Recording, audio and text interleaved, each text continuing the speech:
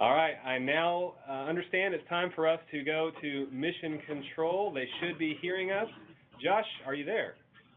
Hey, Ryan, we're here.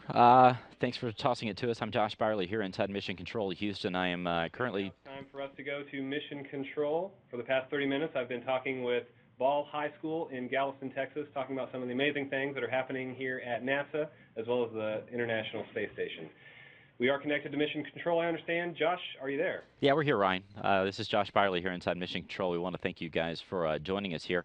I'm here with Mike Sarafin, who is a flight director here. He is both a space station and a space shuttle flight director, worked a number of shuttle missions, also is working an upcoming test flight for our Orion spacecraft, which is the one that we're designing to go out into deep space here in the next few years. So the flight director is really in charge of the entire team here. So Mike knows quite a bit about how things work, both here on the ground and up in space. So let's go ahead and take your questions. Um, Hi, my name is Andrea.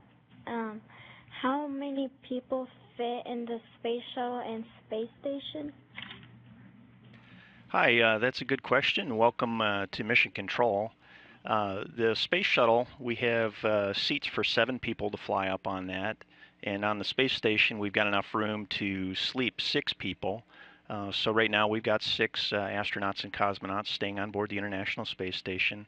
And when what we call visiting vehicles, a space shuttle or another crewed spaceship like the Russian Soyuz come and visit, the space station houses those folks as well. And sometimes during the space shuttle missions that we flew in the past, the people would get up to 13 on board the space station.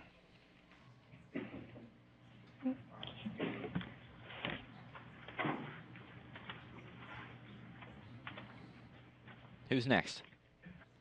Hi, my name is Raquel Archie, and my question is, what are the current missions of the space station? Hi, Raquel. Well, the space station has a number of missions. All of them revolve around science and engineering and understanding the Earth and the solar system.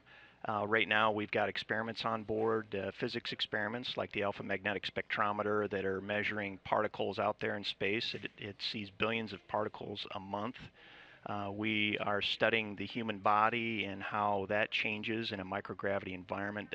One of the more compelling experiments going on right now is understanding how the fluid shift from the lower body to the upper body increases what they call intracranial pressure in the human's head, and how that affects our ability to see and changes in vision over time in space. There are also material science experiments. There's one of my favorite experiments is called MISSY. It's a materials in space experiment where we fly science materials or various spacecraft components on board a platform that sits outside the space station and expose it to the vacuum of space and the extreme heat and cold of space, and we see how those materials react. So those are just a couple of experiments. There are also medical experiments and just general fluid physics and other science experiments we conduct. And actually, to Mike's point, some of those experiments that we have on board right now are actually designed by students. I mean, some of them flew up on the recent SpaceX mission that were designed by kids just like you, and some of them I can't even pronounce what they are, but they're they're very cool, and it's kind of neat to see students like you guys actually designing things that the crew is actually testing on board the space station. So it's a good question. Who's up next? And I couldn't agree more, Josh. This is Ryan at the DLN. I'm going to cut in real quickly, if you don't mind. I'm getting word now that if the school could change the camera shot to the wide classroom shot, that would be better. And you might want to also watch your mute button. If you could mute your microphone between questions, that we'd also appreciate that. Okay. I'll tell you what, why don't you go ahead and stand where you were sitting and just ask the question from there.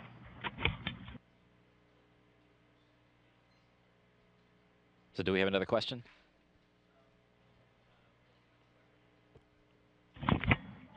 Go again. That ends deep, and I was wondering, what are your current plans for future space travel?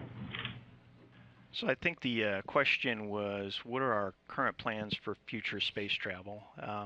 In the short term, we're going to continue to fly to the International Space Station and do the experiments that we just talked about. and develop technology required to go to deep space and send humans beyond low Earth orbit. As Josh mentioned at the outset of our talk together, I'm the lead flight director for one of the missions where we're going to fly the Orion capsule. It's going to be a man-capable spacecraft up to an altitude of 3,300 nautical miles. It'll be the highest that a man-capable spacecraft has flown since the 1970s in the Apollo era, and we're going to test out its capabilities with the intent of sending humans around the moon and back in the late 2017, 2019 timeframe. So we're going to continue to explore low Earth orbit and then push out from there. Good question. Who's next? Hi, my name is Emily Rivera, and in the International Space Station, can you see weather patterns like hurricanes, clouds, etc.? Yeah, absolutely. We can see all of the Earth's weather from space. One of the primary things that the astronauts like to do in their free time is to just look out the window. We have this wonderful platform, the viewing platform called the cupola, and it has a series of windows, and it looks down at the Earth. And they take wonderful photographs. A lot of those are posted on the NASA website, www.nasa.gov. And you can look at those on a daily basis. They update those photos every day based on what the astronauts view. One of my favorite things to do here in Mission Control is just to watch the video coming down from the International Space Station. Mm-hmm. And we've seen things like hurricanes, just missing the United States, and the smoke plumes from volcanoes erupting, or smoke plumes from forest fires in Texas and in other areas around the world. We've seen the aftermath of tsunamis on the other side of the world, and just you see some remarkable things, including land use pattern and how humans are using the Earth either for agriculture or to build ports or cities here on Earth.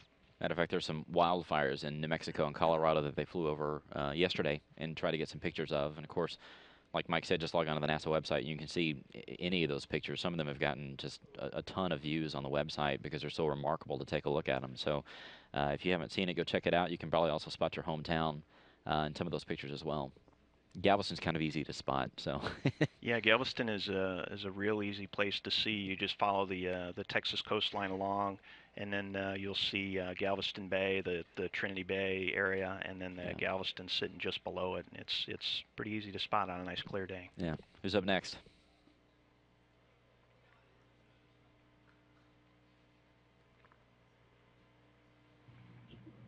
Hi, my name is Caitlin Hamilton, and what role does each country play now in regards to the International Space Station? Okay, that's a good question. Now that we've built the International Space Station, all of the nations that are involved in the space station program are still cooperating to not only fly their own astronauts up to the International Space Station and perform their own nation's science objectives, but we're also working together to do things like do interplanetary exploration. There are missions that NASA and the United States government flies with the European Space Agency and the Japanese Space Exploration Agency.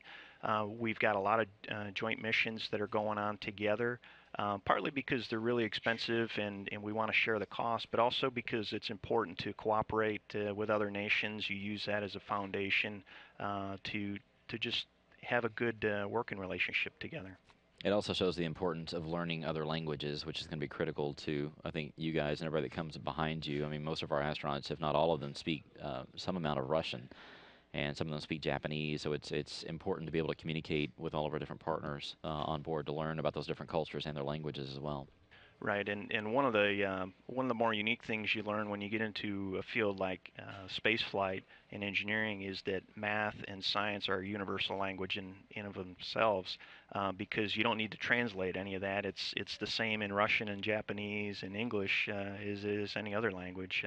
So just the fact that we're cooperating and talking the same things, it goes a long way. Math is important, unless you're a journalism major, and that's it's not so much. Well, you still got to pay your bills, right? Yeah. So who's next? My name is Arun Sivianson, and my question is that last month, the private space company SpaceX sent its Dragon ship to the International Space Station. Will NASA's Mir space vehicle be similar to the Dragon? That's a good question. That is a great question. The Orion spacecraft that we're going to fly here in 2014 is similar but very different in terms of capability from the Dragon spacecraft. NASA has consciously agreed with the commercial space industry to not compete for low Earth orbit commercial services. So to send cargo to and from the International Space Station, we're going to let our commercial partners like SpaceX and other companies handle that.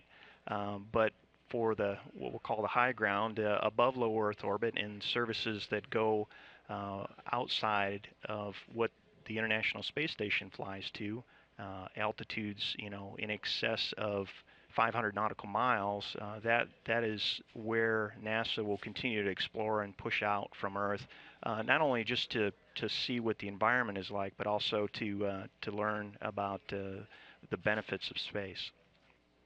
And one thing is, you got to realize that going to the station's about a 2-day trip, and when we go to an asteroid or someplace like that, or even back to the moon, you're talking about weeks, if not months, of trying to get there. So whatever we fly in, it's got to take a lot of gas, a lot of air, a lot of water for the crew, and so Orion's a little bit different in terms of what it's got to do and the environment inside and how the crews are going to live in there. So it's a bit of a different vehicle, a lot of different requirements for it. Yeah, probably the biggest difference there is Orion has to have a heat shield that is capable of withstanding what we call a high velocity reentry. Yeah. When we come out of low Earth orbit, the speed of the spacecraft is around 25,000 miles per hour, but when we come back from the moon, it is far greater than that, and the heat shield has to be able to take all that energy out and withstand the heat of reentry, and you design the spacecraft around that. So the companies like SpaceX are designing robust heat shields, but they're only designed for low Earth orbit and reentry from there, whereas the Orion spacecraft has to be a lot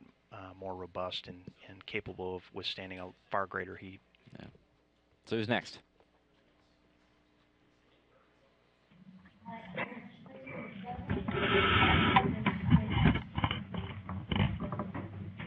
Speak up a little louder, Ashley.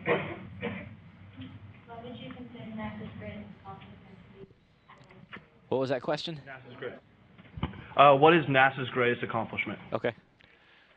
That's a tough question. What is NASA's greatest accomplishment? Certainly flying 30 years of the space shuttle is at or near the top of the list. The Hubble Space Telescope and all of its discoveries are at the top of the list. And then the International Space Station, assembling that. The Mars missions that we've explored and put rovers and seen, fantastic photos and video of that. It's really hard to pick. It really depends on your area of interest, whether that's interplanetary exploration, seeing planets like Saturn and Jupiter, or whether it's seeing stars that are far beyond our solar system, or whether it's just observing the Earth or the human element in space. I think it really depends, but we've got a lot of great accomplishments. Yeah.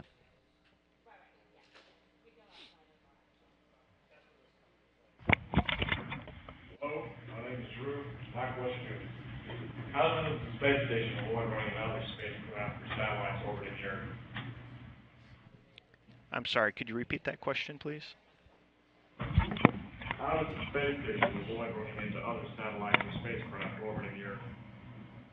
Something about others. Can we get you guys to repeat the question one more time? Yeah.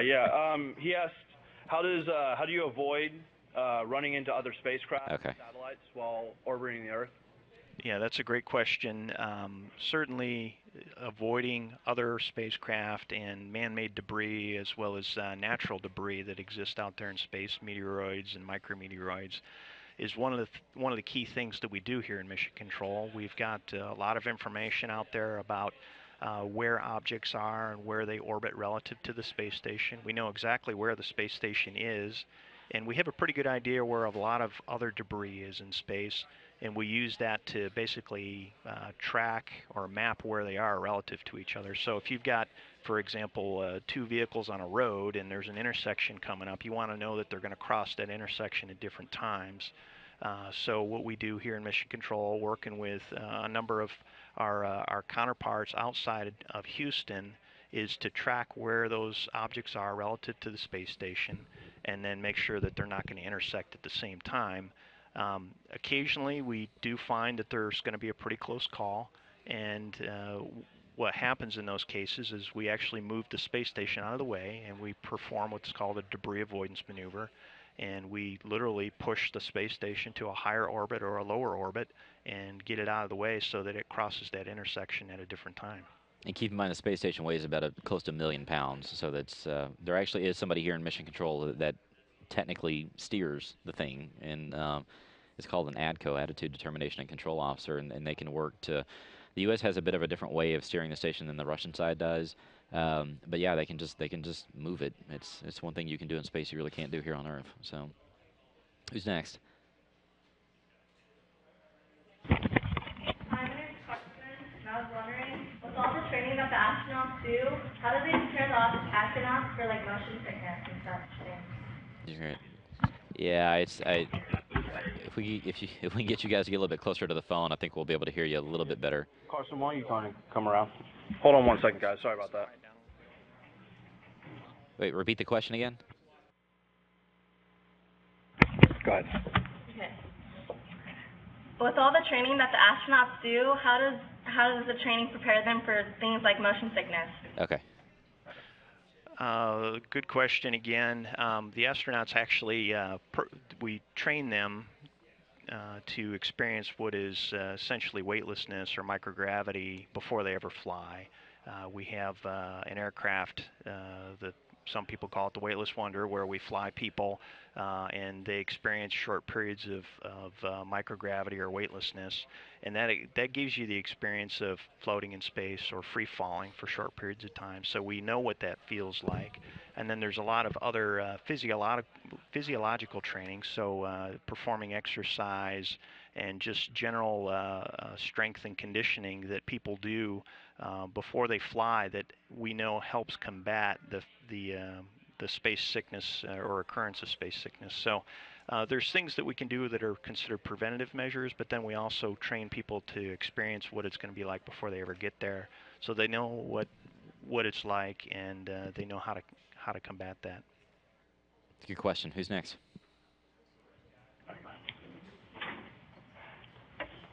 My name is Bethany. Have you always wanted to work at NASA, and what steps can someone our age to work towards that? That's a good question. Yeah, I get asked that question a fair amount, and the answer is no. I didn't always want to work for NASA. I didn't wake up one day in grade school thinking I want to be an astronaut or a flight director. It's really something that happened over time. It was largely based on my interest in science and engineering and math. I had some great teachers in grade school and high school that encouraged me. And I hope and know that you guys have those folks encouraging you as well. But I had a great physics teacher, a great calculus teacher in high school. They encouraged me to take advanced placement courses so that I was ahead of the curve before I got to college. And then I just continued on with those studies once I got to college. I honestly thought I would go work for one of the major aircraft manufacturing companies, a Boeing or a Lockheed, when I got out of college. And I was fortunate enough to be on the same floor as somebody that was going to do an internship in college here in Houston as an engineering intern.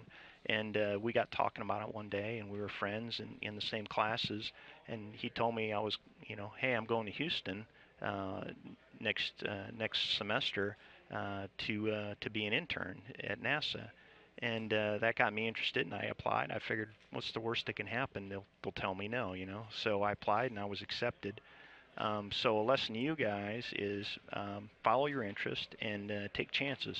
Get out there, and even though you're maybe a little bit gun shy or a little bit afraid of the answer that might come back, sometimes you get exactly what you're aiming for, and sometimes you don't. But that just means you need to try again or try a little harder. So just again, follow your interest and take chances. So who's up next? Hi, my name is Valentina. What college degrees does it take to become an astronaut or work for Mission Control? To work in mission control, we look for a degree in science, engineering, or mathematics. We have folks that have physics degrees and chemistry degrees, as well as any number of engineering degrees, all Bachelor of Science or higher, masters. To my knowledge, there's only a couple of PhDs running around here in Mission Control. And the astronaut corps is very much the same. A large number of astronauts come from the United States military, either the Navy or the Air Force or the Marine Corps. They go through officer training, and they typically have at least a master's degree, and that gets them the foundation that allows them to apply as an astronaut. The criteria to become an astronaut are listed out there on the NASA website if you're ever interested in doing that in the future. And the criteria here in Mission Control, again, are very similar to that. So just, again, follow your interest, and if you follow science, engineering, or mathematics, you dramatically increase your chances of coming to work here at NASA. Yeah. Hi, my name is Gabriel Ramos, and my question is, how does it feel when you're landing on Earth after a mission? Hi, Gabriel. I personally haven't returned from space. I haven't flown in space. I oversee the safety and success of those missions for my friends, the astronauts and cosmonauts who fly from here in Mission Control. But what I've been told is it really depends on the spacecraft that you're returning in. The space shuttle glides to a slow landing on a runway, and I've been told by some of my astronaut friends that they hardly knew when they touched down, that it was such a soft, smooth landing that they knew they were within the Earth's gravity field, but they didn't know that they were on the ground. And then the Soyuz, the Russian spacecraft that returns cosmonauts and astronauts, is a little more abrupt than that. It has thrusters that fire only in the last few feet before it hits the Earth's surface as it glides down on parachutes, and you slow down from almost 100 miles an hour to nothing in those few feet. So it's a pretty abrupt stop as you get back to Earth, and you really know that you've landed. It's like a small car crash, yeah. But they can take it. They train for it, so they're okay. Hi, my name is Alex, and how do you stay balanced when you're floating inside space? How do you maintain balance while you're floating in space? Yes.